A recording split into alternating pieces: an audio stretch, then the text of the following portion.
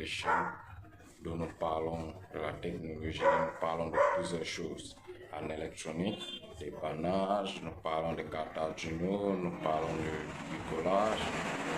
Dans cette vidéo, nous allons nous intéresser sur les cartes Arduino, nous allons travailler sur la robotique.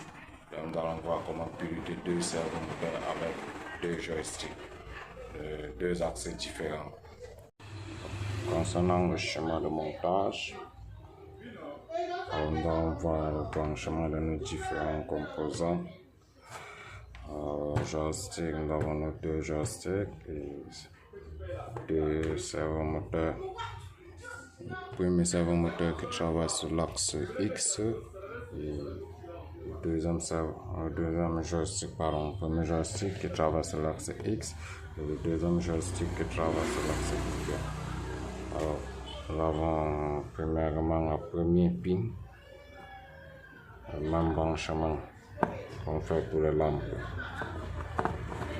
La première pin, 5 volts, qui est le connecteur rouge, et la deuxième pin, GND, qui est le connecteur noir. Donc, pour relier notre joystick à la tension d'alimentation, parce que avant, pour brancher le joystick, on commence premièrement par la tension d'alimentation. Nous avons aussi 5 volts dans la bouche 5 volts, la bouche qui suit et la première bouche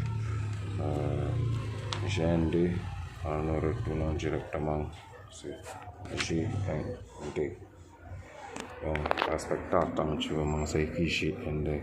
Assurez-vous que ce câble passe. Assurez-vous que ce câble passe sur le cordon noir qui est connecté à GND. Ensuite, on va prendre. J'avance l'axe X, n'est-ce pas? J'avance l'axe X, donc c'est-à-dire on va connecter ici axe X qui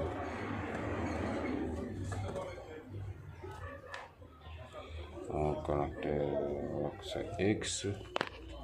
l'axe X à notre code.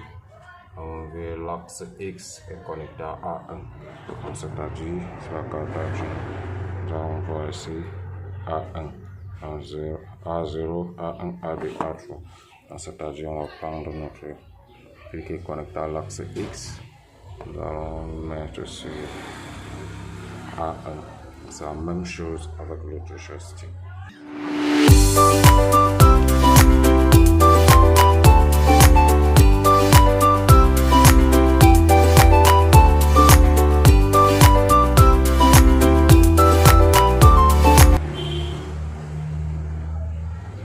À ce niveau, le deuxième joystick, c'est l'axe Y que nous allons utiliser. Là, l'axe Y. Là, nous allons le connecter à A2.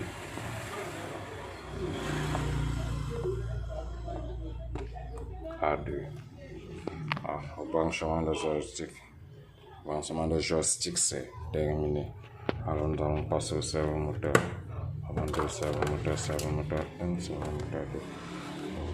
Concernant le branchement de servomoteur, nous avons la bouche marron, le câble marron qui est la masse, le rouge qui est 5 volts et le jaune qui permet la réception des données. C'est-à-dire que le vert, nous allons connecter le câble vert sur la masse. Nous allons connecter notre câble vert sur la masse de l'Arduino GND. Et le câble rouge est connecté avec le jaune 5 volts et le câble jaune qui est connecté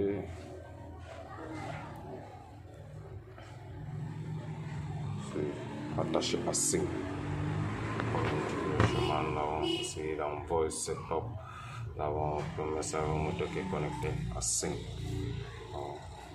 On voit ça, la carte Arduino, bouche 5. En effet, je vais encore pour faire comprendre que sur la carte Arduino, il y a certaines bouches qu'il ne faut pas souvent connecter au serveur moteur. Donc, ce sont les bouches sur lesquelles on ne peut pas piloter le serveur moteur.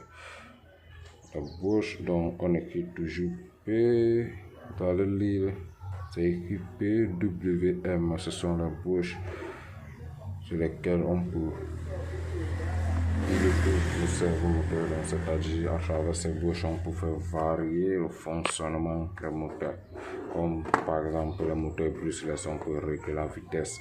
Le serveur moteur, on peut régler son fonctionnement, comment elle va pivoter. En fait, c'est-à-dire que le symbole qui indique devant PWM, ce symbole est devant certaines bouches. C'est sur cette bouche que nous allons brancher notre serveur moteur. Ici, j'ai choisi la bouche 5. J'ai choisi la bouche 5. Donc, je connecte à 5. La même chose pour le deuxième serveur moteur. Normalement, on prend de la masse.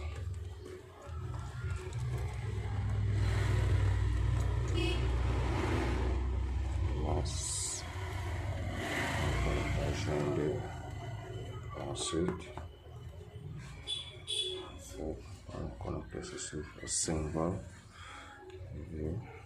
Enfin, on va avoir notre pin qui part à 6. Moteur 2 attaché à 6. On 6. Ok. Pour le temps téléversé. Bon, au niveau du programme, cela n'est pas compliqué. Nous allons commencer par inclure la bibliothèque du serveur moteur. Et ensuite, nous allons définir les deux serveurs moteurs M1 et M2 comme indique. D'accord, je pense que vous voyez bien. À ce niveau, nous allons déclarer les axes des joysticks. Le joystick 1 et le joystick 2. C'est-à-dire que dans le joystick 1, nous allons travailler sur l'axe X et le joystick 2, nous allons travailler sur l'axe Y. C'est-à-dire l'autre permettra de faire roter, par exemple, notre robot. Sur l'axe X permet de roter notre robot et l'axe Y permet de faire pivoter le robot. C'est-à-dire, c'est l'axe Y, nous allons aller de gauche à droite et sur l'axe X, nous allons partir de bas vers le haut. Alors, à ce niveau, nous allons encore déclarer les valeurs sortant des deux joysticks, dans de l'axe X et de l'axe Y. Dans vos setup, cela n'est pas compliqué. Dans vos setup, nous allons juste définir les pins de l'Arduino. Donc, nous devons connecter nos joysticks et nos serveurs moteurs. In mode axe X input, donc c'est-à-dire on va mettre la pin du joystick en entrée.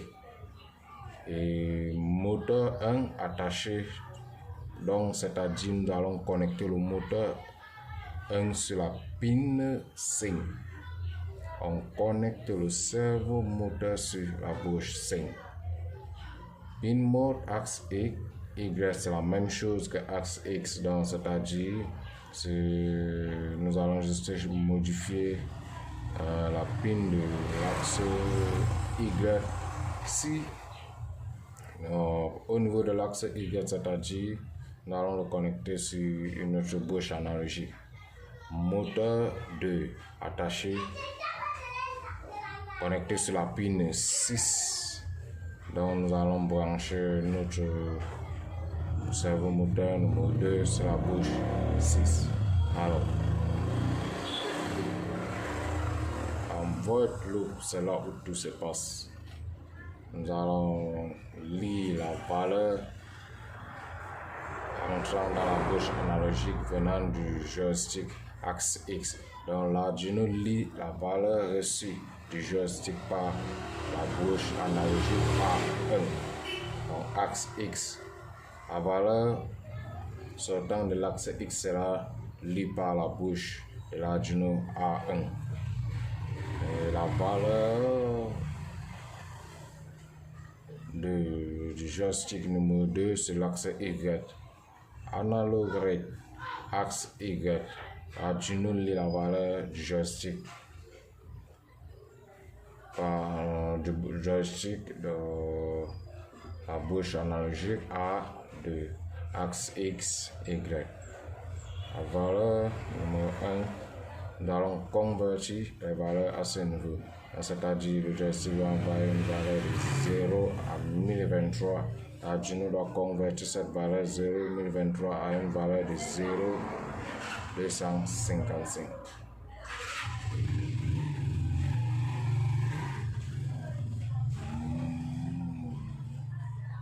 Moteur droite, valeur 1, donc c'est-à-dire le moteur va tourner à la valeur convertie par la carte Arduino. C'est-à-dire la valeur reçue par Arduino venant du joystick, ce n'est pas la même valeur que sera fournie au servomoteur. Donc elle entre de 0 à 1023, elle sort de 0 à 255. Je pense que vous avez compris au moins au code. C'est pas compliqué. Si vous ne parvenez pas à l'écrire, vous pouvez, je sais pas, faire capture d'écran au moins, c'est ça encore. Lire de plus en plus pour mieux comprendre.